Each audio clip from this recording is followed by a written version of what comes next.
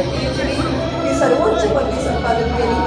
भारताचे पहिले कायदेमंत्री, मजूर मंत्री, सगळ्यांना समान हक्क मिळावा यासाठी संविधानामध्ये सामाजिक न्याय, समता आणि बंधुता यांचा दृढ असा अनुष्ठान देणारे भारतीय राज्यघटनेचे शिल्पकार महामानव डॉक्टर बाबासाहेब आंबेडकर यांचं हे 135वे जयंती वर्ष, हे जयंती वर्ष एक प्रेरणादायी वर्ष असावं यातून साकार झालेला हा सोहळा. सीमारेषांची चौकट नाही, तर ती असंख्य भाषा, विविध धर्म आणि जाती जमातींच्या आकार घेतलेली आणि संस्कृतींच्या अखंड प्रवाहाने समृद्ध झालेली एक दिव्य जिवंत जीवन.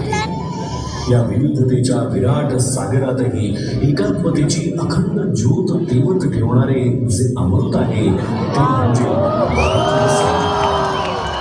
संविधानाचे शिल्पकार म्हणजे डॉक्टर बाबासाहेब आंबेडकर.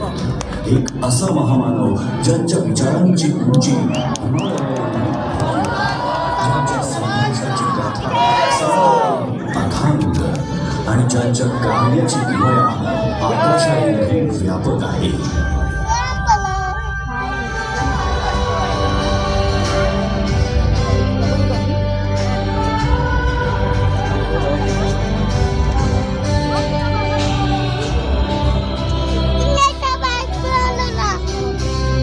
संविधानाच्या प्रत्येक ओळीतून उलगडणारी डॉक्टर बाबासाहेब आंबेडकर यांची दूरदृष्टी ही केवळ कायद्यांच्या चौकटीपुरती मर्यादित नाही, तर ती एका आदर्श समाज रचनेची जिवंत प्रतिमा आहे.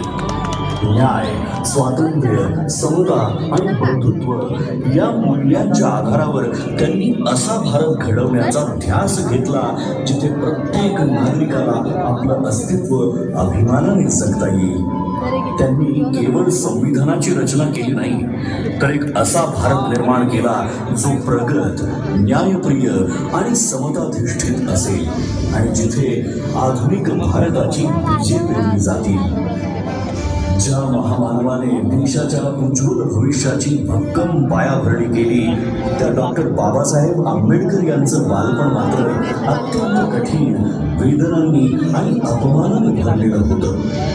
अस्पृश्यतेच्या काळोख्या सावटाखाली त्यांना शाळेत वेगळं बसवलं जाईल. पाण्याच्या एका थेंबासाठी त्यांना वंचित ठेवलं जाईल. परंतु या सगळ्या अन्यायाच्या जखमांमध्येही त्यांच्या अंतःकरणात परिवर्तनाची तेजस्वी ज्वाला पेटवली होती. त्यांना ज्ञात झालं होतं की शिक्षण हेच ते शस्त्र आहे जे अज्ञानाच्या अंधाराला चिरून टाकतं आणि माणसाला स्वाभिमानाने जगण्याची ताकद देतं. या जिद्दीच्या जोरावर ज्ञानाचा अखंड प्रवास सुरू झाला.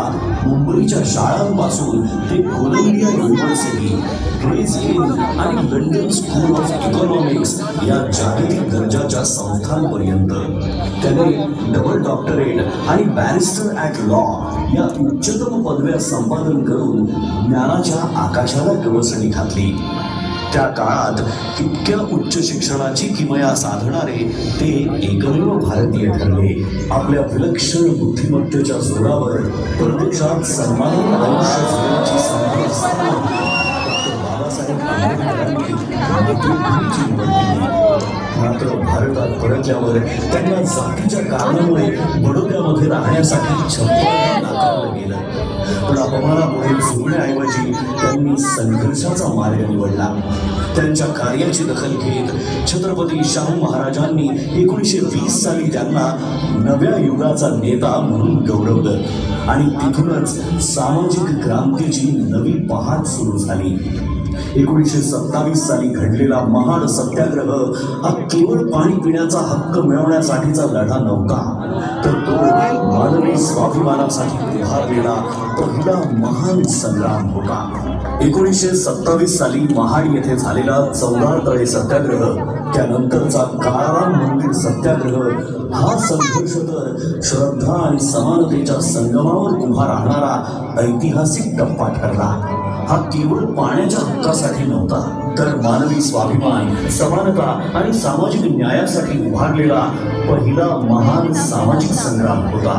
1930 ते 1932 या कालखंडात डॉक्टर बाबासाहेब आंबेडकर यांनी गोलमेज परिषदेमध्ये सहभाग घेत वंचित, पीडित आणि शोषित समाजाचा आवाज जागतिक स्तरावर पोहोचवला. अनहायलेशन ऑफ कास्ट या त्यांच्या क्रांतिकारी ग्रंथातून त्यांनी जाती व्यवस्थेच्या मूळ पायालाच हादरा दिला. त्यांनी निर्भीडपणे सांगितलं की जोपर्यंत जात अस्तित्वात आहे तोपर्यंत खऱ्या अर्थाने लोकशाही होऊ शकत नाही.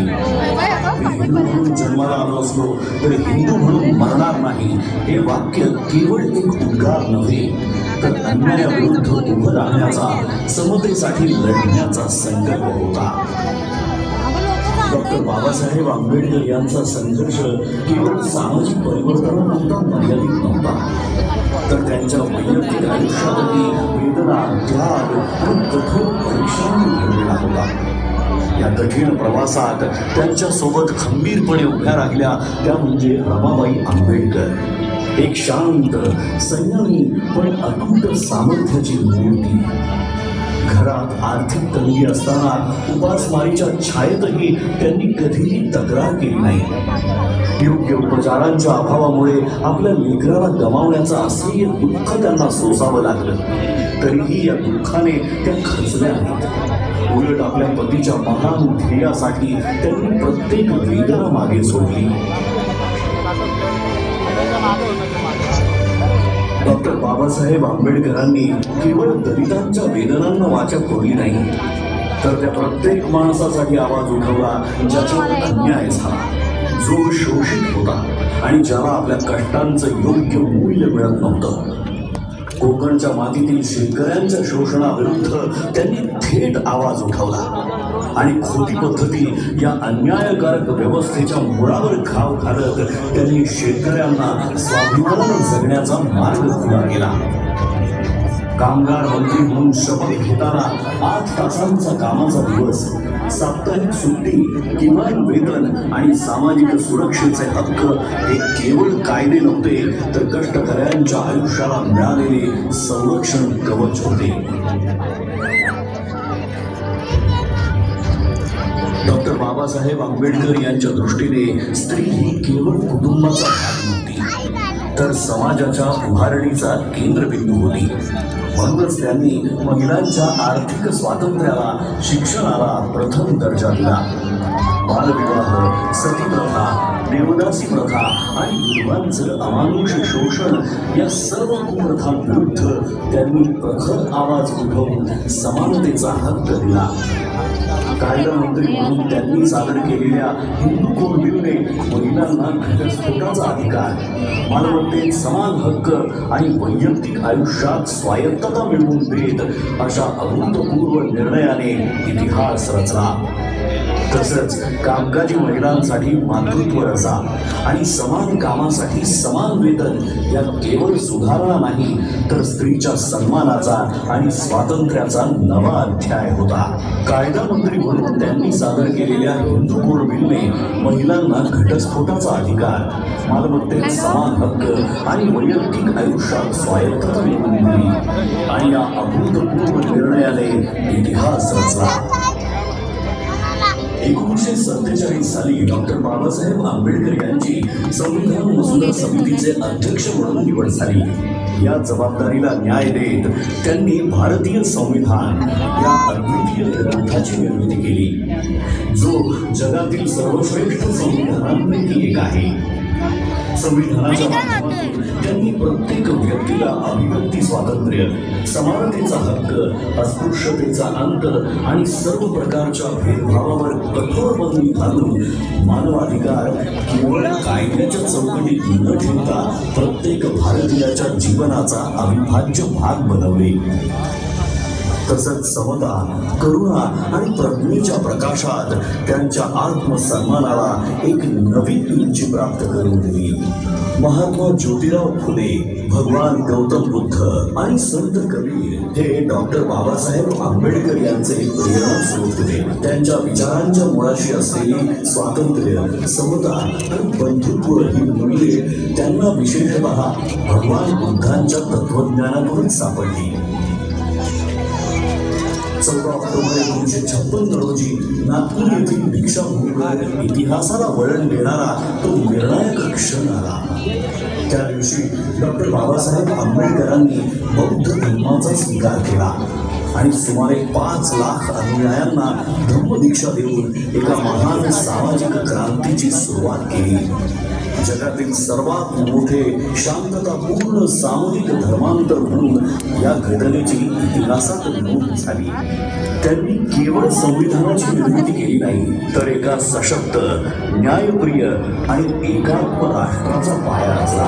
म्हणूनच ते केवळ एका समाजाचे नेते नाही, तर संपूर्ण भारताचे राष्ट्र निर्माते आहेत. अशा या महान विभूतीचे, या युगपुरुषाचे आपण आज कृतज्ञतेने स्मरण करूया आणि अभिमानाने आणि एकतेच्या भावनेने घेऊया. जय भीम. जय भीम.